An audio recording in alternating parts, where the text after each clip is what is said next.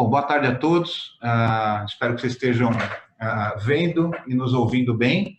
Meu nome é Antônio Carlos Araújo, eu sou sócio do Honda Teixeira Araújo Rocha Advogados, que dá assessoria jurídica para a Abimo e para o Sinaemo. Aqui ao meu lado, o Dr. Emerson Predolin, nosso especialista em direito digital e direito da informação. E a ideia hoje aqui é nós batermos um papo rápido de 30 a 40 minutos sobre a nova Lei Geral de Proteção de Dados, que entra em vigor em agosto do ano que vem. Nós vamos passar mais ou menos o que é a lei, o que ela traz de novidade em termos de proteção dos dados da pessoa e aquilo que as empresas têm que fazer em termos de preparação para coleta, tratamento e dispensa desses dados. E nós vamos trazer elementos aqui que mostram que essa lei ela vai estar presente no dia a dia das empresas, sim, seja qualquer ramo, para qualquer ramo de atividade. Então, espero que vocês aproveitem. O Dr. Emerson vai começar aqui, nós temos uma apresentação, espero que estejam todos vendo. Eu agradeço muito a participação de todos, em especial Franco, Fracaro, Zé Augusto, que viabilizaram essa nossa apresentação, e espero que vocês aproveitem, tá bom? Um grande abraço e vamos começar. Vamos lá. Bom, como o doutor Antônio falou, hoje nosso bate-papo aqui é sobre a Lei Geral de Proteção de Dados e a gente preparou aqui este material. Deixa eu ver se eu consigo aqui. Pronto, eu acredito que... Beleza. Posso só fazer uma intervenção? Pois não. Nós aqui não ouvimos e nem vemos vocês por esse sistema que foi montado aqui. As eventuais dúvidas que vocês tenham, podem formular por e-mail. No final aqui vai ter os nossos e-mails, ou então pode passar para a entidade nos encaminha e a gente então esclarece e bate um papo um pouco mais alongado sobre cada um dos itens que nós vamos abordar aqui hoje, tá bom? Obrigado. Ótimo. Bom, primeira questão nós temos que entender o que é, né? Que lei é essa que foi sancionada e inclusive já com uma medida provisória de alteração realizada agora nesse meio do ano de 2019. Essa legislação ela veio para garantir uma segurança de dados pessoais dos titulares, ou seja, dos brasileiros, dos cidadãos que possam ter coletado seus dados e possam ter seus dados, de alguma forma, tratados por empresas. Então, no segundo ponto, quem é que é afetado por essa lei? Todas as organizações, e sejam públicas ou privadas, né, elas que, de alguma forma, façam o uso de dados pessoais, como, por exemplo, aí, dados identificáveis ou que sejam identificados. Então, a gente pode falar de nome, CPF, endereço da pessoa, são dados sensíveis e que identificam a pessoa natural. Ou dados que trazem algum tipo de identificação, mesmo que de uma maneira que exija uma subjetividade. Então, origem, racial, opinião política, genética, biometria, religião, são questões que, se tratadas, a lei prevê toda a forma que deve ser realizado esse tratamento, armazenamento, dispensa desses dados, e aí, caso não se cumpra essa lei, nós temos aí as sanções previstas, que não são baixas, nós temos que tomar cuidado. E o prazo, como o Antônio comentou, nós temos aí a vigência dessa lei a partir de agosto de 2020. Então, nós temos um curto prazo, se nós pensarmos, nós temos agora um ano, né, estamos finalizando julho, para tratar e tomar todas as medidas necessárias nos ambientes, nas empresas, para que nós estejamos prontos em conformidade com essa nova legislação. Daí nós trouxemos aqui um pouco o que essa lei trata, então um glossário para vocês também pensarem um pouco no dia a dia das empresas e no dia a dia do uso desses dados. Nós precisamos entender o que essa lei pensa em cada um desses itens. É um glossário para entender a aplicação da lei. Então, o primeiro ponto ela trata de trazer garantias aos titulares de dados que podem ser dados tratados como pessoais, sensíveis ou até dados anonimizados. Dentro dessa tríade, os dados pessoais são aqueles, como eu disse, que identificam diretamente a pessoa. Então, um nome, um CPF, toda documental, RG, título de eleitor, filiação, todos esses dados são dados que identificam diretamente o titular dos dados. O segundo item são dados sensíveis, aqueles que trazem um teor de intimidade, né? Individualidade, mas na questão da privacidade mais sensível da pessoa. Então, quando a gente fala de política, quando a gente fala de religião, né, a gente brinca aqui no Brasil, política, religião e futebol não se discute, né? Mas são dados que são realmente sensíveis e podem trazer algum tipo de consequência, muitas vezes discriminatórias, muitas vezes sancionatórias pelas empresas. Então, também são dados que têm que um maior cuidado e essa lei trata dessa forma. E, por fim, os dados anonimizados. Ele fala sobre a necessidade de se manter a segurança, inclusive sobre os dados anonimizados. É uma forma melhor de armazenamento, então eu posso, por exemplo, existem ferramentas, como um caso que a gente trata, estou tratando um termo de uso, de uma captura de biometria ou captura de imagem facial para liberação de acessos em ambientes. O sistema ele vai tratar capturando alguns pontos e criando um código, né, com um código que nós chamamos de hash, para identificar aquela pessoa. Então, toda vez que a câmera foca nesta pessoa que fez um primeiro cadastro, ela vai checar certos pontos da face e converter num valor matemático, numa fórmula matemática. Isso é anonimizar. Só que, se eu tiver, de alguma forma, o código-fonte para fazer a engenharia reversa, apesar de ser anonimizado, quando eu olho o dado gravado no banco de dados, eu não sei que é o Emerson. Se eu fizer a engenharia reversa, eu descubro que é o Emerson. Por isso, também deve ter um cuidado, uma segurança. Também a lei protege. Também a lei protege esse tipo de dado. Tem um exemplo dos americanos, da cidade americana, dos dados anonimizados, se você quiser dar? Sim, no caso do que o Antônio está comentando, existiu um estudo no passado, idos de 2000, uma aluna do mestrado, ela pegou a base de dados do censo americano e fez um jogo de análise, confrontando data de nascimento, CEP da pessoa, e ela conseguiu um fator de unicidade do cidadão em 87% dos casos. E quando ela aumentou um dado, que seria o bairro, né, a localização mais próxima além do CEP, ela aumentou isso para 90%. Então, uma simples operação de checagem de informações que não tem efetivamente uma pessoa identificada, eu consigo chegar. Um outro estudo em 2015, por exemplo, fez uma análise de compras. Então, ela pegou 4 operações num cartão de crédito, descobriu, pegou o valor da compra, a loja que foi comprada e, salvo engano, a data e hora. Com esses 3, eles conseguiram identificar 90% das pessoas. Dos clientes. Impressionante. É impressionante. Tecnologia, BI facilita muito isso, então realmente é preocupante a forma que são armazenados e os dados tratados, né? Outro ponto importante é nós entendermos quem são as partes envolvidas nessa lei. Então aí nós temos os atores que a gente coloca, é o titular do dado, que é uma pessoa física, e aí vai um detalhe que não é só o brasileiro, mas se houver um estrangeiro com os dados captados e tratados no Brasil, eles também são revestidos da segurança que essa lei prevê.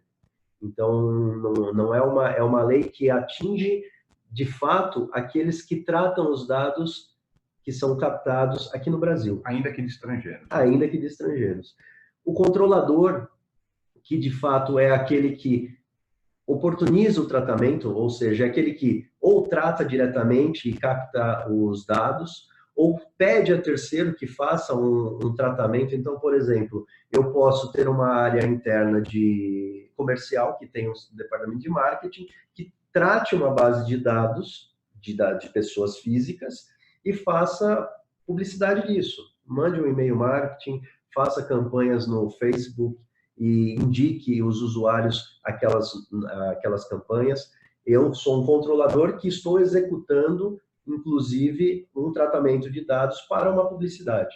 O operador é o terceiro contratado. Então, eu contrato uma agência que vai fazer esse trabalho. Eu digo qual é o público que eu quero atingir, eu digo qual é a faixa etária, qual é o produto que eu tenho, e um terceiro executa, mas eu continuo sendo controlador. Aquele que executa é o operador. Esses dois, eles são corresponsáveis dentro da lei pelo cuidado, pelo uso, né? Pelo tratamento de dados, pela captação, eliminação, alteração de dados. Então, não há também uma forma de você se exonerar como controlador, dizendo que o operador que você contratou só que tem que cuidar e tem que respeitar a lei de proteção de dados pessoais. Sanções são impostas também ao controlador, é isso? Exatamente. E num ponto muito importante para o controlador, porque dentro, a gente vai ver mais à frente, mas existe uma questão da publicidade quando há uma violação, que vai atingir diretamente o controlador, né? E, por fim, aí dentro dos atores, o encarregado de dados pessoais, que é uma pessoa física ou jurídica que vai trabalhar em prol do controlador / operador para discutir com a autoridade nacional caso haja uma denúncia de violação, para fazer a validação dentro do dia a dia das empresas dos processos que usam dados pessoais. Então, ele vai ser uma pessoa destacada, um especialista, né? Ele vai ter que, com o tempo, adquirir conhecimento, né? Nós estamos ainda muito novos nisso, mas existem certificações para esse tipo de coisa, de DPO, que é o Data Privacy Officer, que é o responsável por essa área, que vai trabalhar em conjunto com a área de tecnologia, com a área jurídica da empresa, com RH, com a área comercial, e ele vai ser a pessoa ali de validação. Ele fica no meio do caminho, observando todo o tratamento, toda a aquisição de dados pessoais, e vai direcionar, dizendo, não, isso aqui não tem conformidade, isso aqui ok, para ter conformidade tem que seguir certo procedimento. Quando a autoridade nacional, que vai ser quem regula e quem fiscaliza, vier fazer uma auditoria, ele vai saber qual a forma de tratar isso, né? Então, esse é Ele é interlocução com a autoridade nacional, na verdade. Exato. Representando a empresa de acordo com as regras e fazendo a intermediação perante a autoridade nacional. É isso mesmo, é isso mesmo. Que funcionará como uma agência reguladora dos dados. É isso aí. Seguindo em frente, nós temos aí que pensar o que seria, como seria possível garantir a continuidade do tratamento de dados, porque todas as empresas hoje, de certa forma, em algum momento, tratam dados pessoais. De uma maneira muito simples, desde o momento que você capta um currículo para uma vaga, você está tratando dados pessoais, né? Quando isso acontece, você tem que, a partir da nova lei, você, de alguma forma, tem que ter a autorização, se, de alguma maneira, a lei tem um rol taxativo de formas que permitem você tratar dados, né, para que o currículo possa ser recepcionado. Você vai ter análise do currículo, a entrevista e, ao final, você de 50 escolher um, você vai ter o descarte dessas informações. E veja, a Lei Geral de Proteção de Dados Pessoais, ela não é só para a área digital, ela é um todo, ela atinge documentos físicos também, né? O que é também preocupante, né? Por exemplo, a coleta de dados da pessoa que chega na portaria da empresa, a empresa pega o RG, tira uma cópia, ou anota os dados, isso é coleta de dados também? Isso também é coleta de dados, é muito bem lembrado. Veja que você tem muitas portarias que bate foto, inclusive, do documento, exatamente, tira uma foto do seu rosto e armazena. Até copiam um documento, né? Copiam. Então, isso tudo é uma captação e está dentro da proteção prevista na lei. Então, para você fazer esse tipo de captação de dados pessoais e tratamento de dados pessoais, você tem, eu coloco alguns pontos aqui, então, ou você tem um consentimento, né? Pois não. Chegou o nosso café. Chegou o nosso café. Sintam-se servidos, tá bom? Muito bom. Ou você tem que ter um consentimento prévio para tratamento de dados, captação e tal, ou você precisa ter um legítimo interesse, que, aliás, é um ponto ainda muito discutível, né? E que vai trazer um pouco de preocupação para aqueles que vão operar juridicamente a nova lei. Por quê? Porque o legítimo interesse traz uma subjetividade. Então, um exemplo simples, a área de marketing tem o legítimo interesse de adquirir base de dados para fazer sua propaganda, por exemplo. Por quê? Qual é o legítimo interesse? Ela precisa promover a venda dos produtos. Será que a autoridade nacional vai entender isso como legítimo interesse?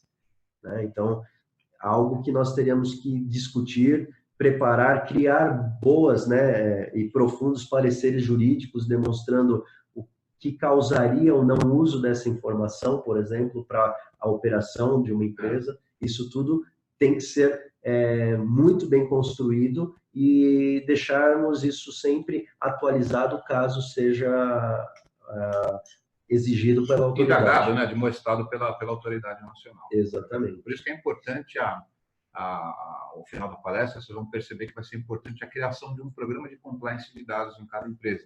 Como nós vimos aqui, tem as informações que são importantes para a atividade da empresa, mas tem aquelas circunstanciais e acidentais da empresa, como, por exemplo, a coleta de dados da pessoa que chega na portaria, um currículo, né? Isso tudo merece e tem proteção da lei, e está sendo motivo, inclusive, de várias autuações no regime europeu, de onde a nossa lei foi copiada, né? Em pouco mais de um ano, talvez, né, de vigência da lei lá na União Europeia, já foram aplicados quase 60 milhões de euros de multas, né? E às vezes é uma questão boba, a pessoa ter os dados dela armazenados na empresa porque enviou um currículo e sem querer acontecer um vazamento disso. Então, é importante que nós percebamos que vai ser importante um tratamento específico dessa questão de dados, com o desenvolvimento, inclusive, de um programa de conformidade de dados, eventualmente, inclusive, até com uma certificação ao final, porque isso vai ter importância em, eventualmente, uma autuação da autoridade nacional, você conseguir reduzir penalidade ou até se eximir da penalidade. Ótimo, é isso mesmo. E o último bloco nosso aqui é a gestão de dados, que a lei passa a disponibilizar para o titular de dados a necessidade ou a possibilidade de consulta, alteração e eliminação dos seus dados pessoais em qualquer empresa que armazenar seus dados. Então, ela consente, você tem esses dados para o tratamento, para o uso da sua empresa, mas, ao mesmo tempo, você tem que criar mecanismos para que o titular possa consultar e entender que dados estão presentes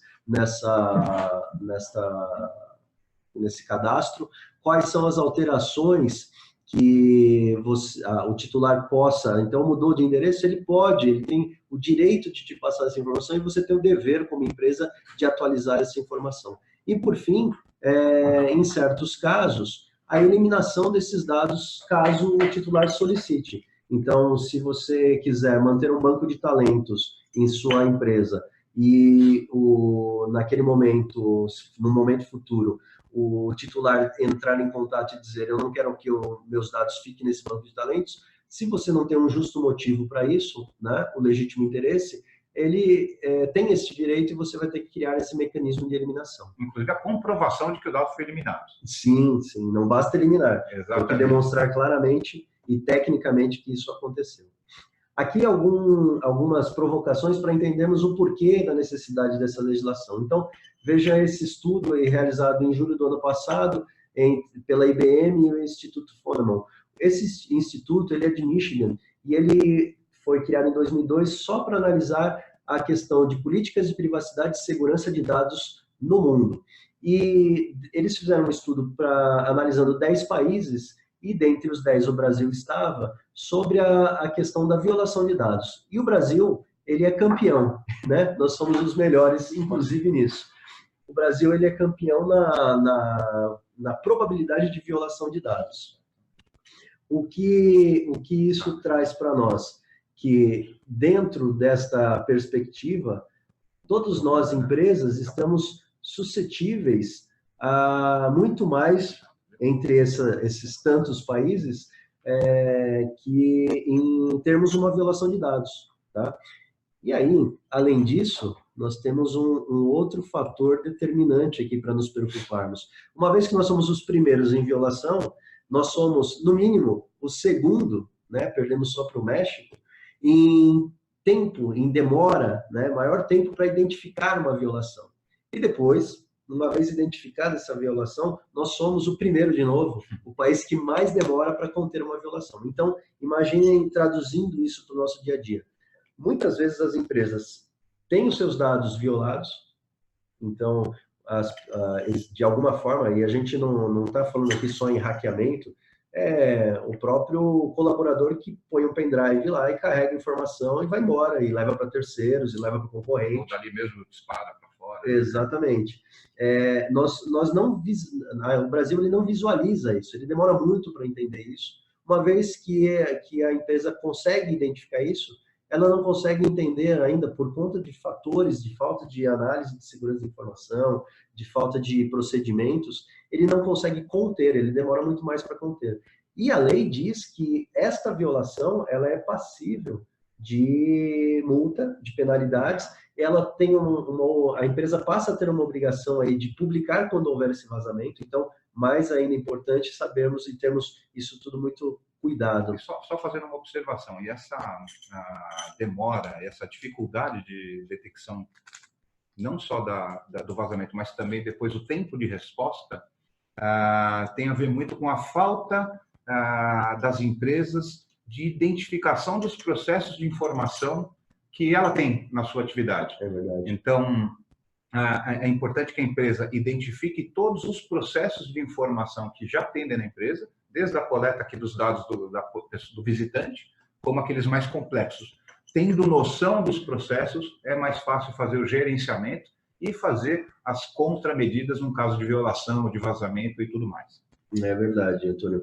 E este, eu acho que é o fator de trazermos o Brasil para o ranking. Isso aí. Né, para o topo do ranking. Nós não temos, geralmente, esta questão. Né? Bom, pode seguir. Podemos seguir? Pode seguir. Um outro ponto que até o Antônio já comentou vejam um comparativo da aplicação da lei europeia, que já está em vigor desde maio de 2018, e é uma lei que veio de uma anterior lei com mais de 10 anos, madura, né? Eles já se preocupavam com a questão de dados e privacidade há muito tempo, ela foi maturando com o passar dos anos, e em maio de 2018 entrou em vigor a Lei Geral de Proteção de Dados para a União Europeia. Vejam que de maio a janeiro, mais de 200 mil casos foram tratados por uma autoridade como supervisora, que seria a nossa Autoridade Nacional de Proteção de Dados. Depois, no segundo ponto, 95 mil casos desses são reclamações de titulares, diretamente. E a gente faz sempre esse comentário. Quando essa lei cair no gosto, né, do consumidor, do titular de dados, eu acredito que nós teremos uma chuva de reclamações e, por conseguinte, pegou aqui. Exista uma questão de nós termos aqui um denuncismo, né? Corremos o risco de ter massa... Mas estava pegando lá por causa da internet, certeza. Para cá, pegou na hora. Porque a lei, ela, apesar de penalizar a empresa, ela tem nos seus artigos a determinação de que, mesmo com a pena contra a empresa, o que vai acontecer é que a pessoa dona, titular dos dados, ela pode buscar na esfera cível as suas repercussões, as perdas que ela entender. Então, essa violação pode ser exigida como uma forma, uma remuneração por danos morais, independente da multa que essa lei prevê. Então, nesse caso, a gente percebe que quase metade dos casos tratados, se a gente fizer um comparativo, são titulares. Imagino que isso deva acontecer também a partir do ano que vem. Braille entrou, ó. E aí, ao final, né, as notificações de incidentes, o que nos diz muito respeito. Não está aparecendo, não. Todo o relatório de incidentes, com as formas de resposta à autoridade nacional, que devem ser criadas antecipadamente, de maneira prévia, todo o tratamento que se exige, muito similar a uma análise de risco para uma política de segurança. Né? E o final é multa, dinheiro que sai do bolso, quase 60 milhões de euros. E aqui no Brasil a gente vai ver que a multa não é tão baixa assim e ela traz uma preocupação. Bom, resumidamente, aqui as motivações do porquê nós temos que nos preocupar como empresa, né, com essa nova legislação. Nós temos um problema de reputacional, porque a lei exige que, quando houver qualquer tipo de violação, a empresa apresente publicamente o que foi violado, quem foi atingido, quais as repercussões e quais as medidas de contenção, né? Caso não seja feito, a empresa também está violando a lei e vai ser multada. A conformidade é obrigatória a todas as empresas privadas ou públicas em suas medidas. As públicas têm algumas exceções maiores, segurança pública, questões de saúde, enfim, mas também estão a questão do legítimo interesse é um pouco maior, um pouco mais amplo, né? E bem definido muitas vezes. Né? O prazo nosso é muito curto. Imagine que nós teríamos que pensar em processos e cultura empresarial e revisando isso quando há uma inferência de dados pessoais em qualquer procedimento até agosto do ano que vem. Então, parece que o prazo é longo, mas assim, para identificação de processo, tratamento e estabelecimento de uma política, o prazo é relativamente curto. É curto.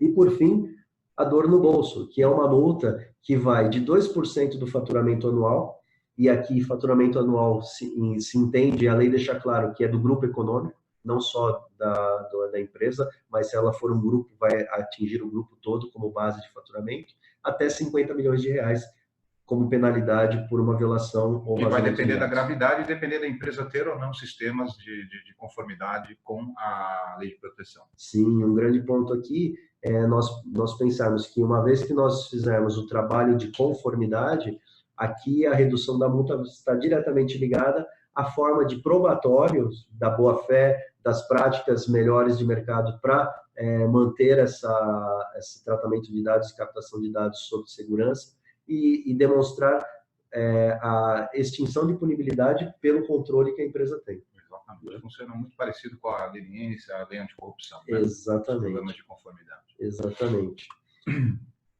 Aqui, de uma forma muito resumida, o que nós precisamos fazer para cumprir essa legislação? Então, nós precisamos mudar a cultura da empresa, né? Vejam que nós temos problemas aqui com a nova lei para a empresa em alguns aspectos. A migração de dados do titular é prevista nessa lei. Então, ontem mesmo, numa palestra que eu estava fazendo sobre o tema, a gente comentava, por exemplo, se essa migração de dados for aplicável a bancos. Um banco tem uma identificação de liberação por biometria do anular ou do dedo indicador, o outro pelas veias. Como é que faz para você transitar informações aqui? São dados pessoais. E a lei diz que o titular pode dizer, o banco A, estou mudando para o banco B, pega as informações lá. Tem que ter uma interoperabilidade. Operadores de telefonia nem se fale, já tem projetos, inclusive das grandes operadoras, tratando isso já. Então, esse é um ponto. O outro ponto, o tratamento de dados tem que ter transparência. O titular tem que sempre saber, ele tem que poder consultar os dados, saber o que você está fazendo com os dados. Isso está na lei. Você tem que ter um relatório para ofertar quando ele questionar. A correção dos dados, o bloqueio e exclusão de dados também é outro caso muito crítico, porque se você tiver uma relação de interesse que você não possa excluir, você tem que ter também criado já na sua política o porquê de não excluir um dado e como vai ser a resposta a esse titular para não te gerar uma denúncia na autoridade nacional, né? E acho que o acesso aos dados cai na mesma linha do tratamento. Você sempre fornece ao cliente, vai ter que ter em algum momento, de alguma forma, seja segura também, porque não dá para você responder por e-mail e mandar os dados pessoais para um terceiro. Você vai ter que ter uma validação para saber que aquela pessoa é mesmo a detentora do título daqueles dados para você apresentar. E não cair num vazamento. Um vazamento pela boa-fé de atender a lei. Então, é um negócio complexo para a gente. Quais são as necessidades para atendermos, né, a LGPD? Vejam, primeira coisa, é o que o Antônio já comentou. Nós temos que revisar todos os processos que envolvam armazenamento de dados pessoais. Qualquer processo da empresa tem que analisar quais tipos de dados pessoais, você vai ter que segregar esses processos, esses procedimentos, porque cada tipo de dado tem um tratamento. Então, se o dado é pessoal, você tem um cuidado. Se o dado é sensível, é um cuidado mais um, né? O dado anonimizado pode ser um cuidado um pouco menor, mas você vai criar uma balança de riscos e validações. Mas qualquer processo que envolva qualquer um desses tipos de dados pessoais deverão ser analisados, verificados, checados de segurança, implementados situações como criptografia de dados, né? Criado um relatório de risco para apresentação, né? E tratamentos como um todo. É verdade. Dentro desta linha, nós temos que implementar essas políticas, então, nós temos que pensar se existe a necessidade de solicitar autorização prévia, antes até da vigência da lei, para que nós estejamos preparados para continuar tratando aqueles dados, continuar com os dados na base e utilizando. Se nós temos direito de manter esses dados só por uma força contratual, é um legítimo interesse, pode ser um caminho, ou em detrimento legal. E, por fim, nós vamos ter que fazer uma revisão muito ampla e criar, às vezes, documentais para que nós possamos garantir uma publicidade para aquele titular de dados. Então, eu tenho que revisar política de privacidade de clientes, eu tenho que revisar política de privacidade de fornecedores e colaboradores, eu tenho que revisar contratos e checar se esses, e aditivar contratos muitas vezes. Adaptar, né, a nova lei. A nova lei, porque você vai ter que também fazer a lição de casa por você e pelos seus, né? Aqueles terceiros também estarão envolvidos e se lá houver um vazamento, uma violação, aqui você toma também por essa violação. Corresponsabilidade. É corresponsável. Então, dentro da solução que nós pensamos, né, para tratar esse tipo de conflito que possa ocorrer e para nos prepararmos para a legislação nova, nós pensamos em 3 pilares aí, que é um engajamento, um mapeamento e a implementação. E isso é a maneira de nós implementarmos a conformidade pela lei geral. O engajamento significa exatamente o envolvimento da própria empresa na identificação dos processos de informação.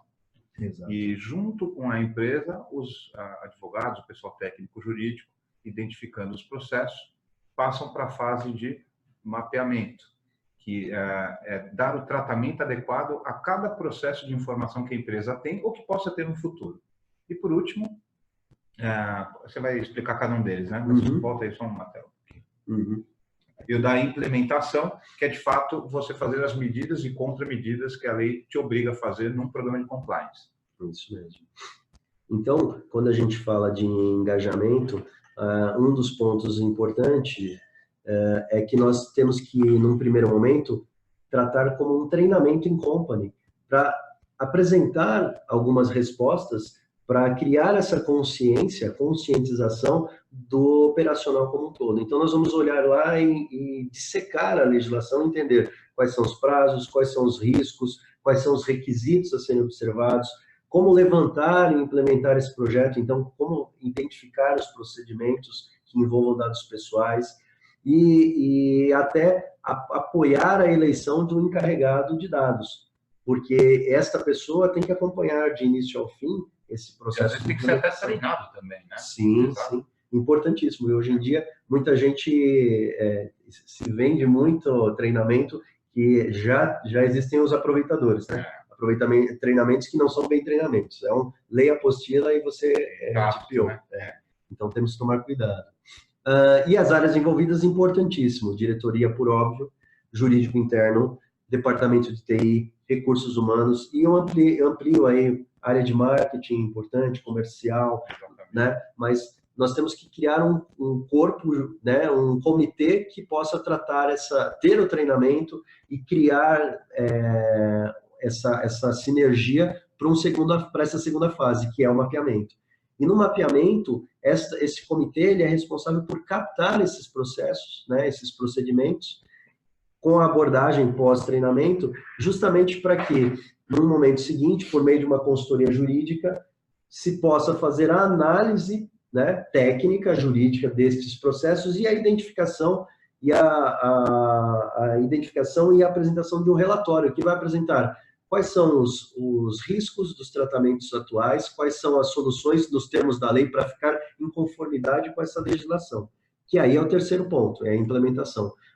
A gente precisa de um Legal Gap Assessment, que é um relatório de falhas, né, de riscos, que põe em xeque a forma que está sendo tratado, captado, armazenado ou mesmo eliminado. Ou valida ou indica o que está errado, propondo a solução. Exatamente. E dentro dessa implementação, a parte prática, que são revisões, inclusive, de elaboração ou revisão de todo o documental, que vai dar suporte a outras implementações que são sistêmicas, que são de procedimento, até de portaria de acesso, né? Revisão de segurança física. Olha, dar documentos não pode... política de mesa limpa. É verdade. Né? Coisas desse tipo. Né? E aí, por fim, nós trazemos aqui, dentro da nossa instituição, o Honda, ele tem uma parceria com a Digital Law Academy, que é uma instituição que trata sobre tecnologia e direito, né? Já com o Dr. Coriolano, que é um dos participantes dos projetos conosco aqui, e a ideia da Digital Law Academy é trazer treinamento e trazer certificação. No quesito certificação, o que essa certificação prevê? Na verdade, a ideia é aquele que implementa uma solução de conformidade de Lei Geral de Proteção de Dados não pode ser o mesmo que vá validar e dizer a implementação está ok, essa implementação ela atinge o objetivo de conformidade. Então, a Digital Law ela criou um processo de certificação com as melhores práticas de mercado, buscando já práticas da União Europeia, para fazer uma validação e uma análise da implementação da conformidade e trazer uma certificação dizendo, olha, esta empresa ela cumpre os requisitos. Isso tem um valor quando você trata, num momento de crise, uma autoridade nacional com o respaldo de profissionais, porque a Digital Law tem profissionais gabaritados, né, de profundo conhecimento, que vão avalizar e vão dizer que aquela forma que foi implementada foi a melhor forma. A forma mais adequada, e a forma legal de se fazer. Exatamente. Então, esta parceria que nós temos com eles é de possibilitar, no fim do trabalho, uma certificação. Uma certificação, que é uma chancela a mais aí, né? Um carimbo. Um carimbo bom aí para o programa de compliance da empresa, no que diz respeito aos dados, né? Exatamente. Então, essas eram as nossas notícias, às vezes não muito boas, né? Mas eu acho que são desafios importantes. No fim, fazendo um fechamento aqui, o Antônio vai concordar, a empresa pode entender isso como uma oportunidade, porque assim como muitas vezes você vê os apelos de empresa parceira de meio ambiente, sustentabilidade social. Exato. Isso também tem sido um diferencial para quem oferta produtos para o consumidor final. Você demonstrar para aquele, de uma forma direta, que o seu consumidor tem segurança quando ele troca informações com você, vai ser um diferencial, com certeza, já é hoje. Diferencial de competitividade. Exatamente. Né? Então, acho que vale muito a pena investir, não só pela obrigatoriedade, mas pensando que isso é um custo-benefício, vai trazer um retorno para as empresas. Do limão uma limonada, aproveitar a obrigatoriedade da lei e transformar isso numa oportunidade. É isso aí. Aqui estão os nossos dados, eu repito, o agradecimento pela participação de vocês, nós tivemos aqui cerca de 130 participantes, foi muito bom. Eu sei que dúvidas ficam, porque a proposição desse nosso bate-papo é um bate-papo realmente rápido. Nós vamos encaminhar um material resumido para o pessoal da BIMA, e ele vai replicar para vocês, e fica de novo à disponibilidade de vocês precisando, tendo a necessidade de alguma informação, de algum esclarecimento. A BIMA está autorizada a passar os nossos contatos, embora estejam aí, né? Podem falar direto comigo ou direto com o Emerson, nos e-mails que estão ali, e a gente esclarece depois, posteriormente, por e-mail. Tá bom? Agradeço, em nome do escritório, a participação de todos. Agradeço ao Emerson por mais uma brilhante oportunidade de nos esclarecer o que significa essa lei, e aguardamos o contato de vocês para quem tiver dúvida. Tá bom? Um abraço, obrigado. Obrigado, pessoal da BIMA. Obrigado. Tchau, tchau.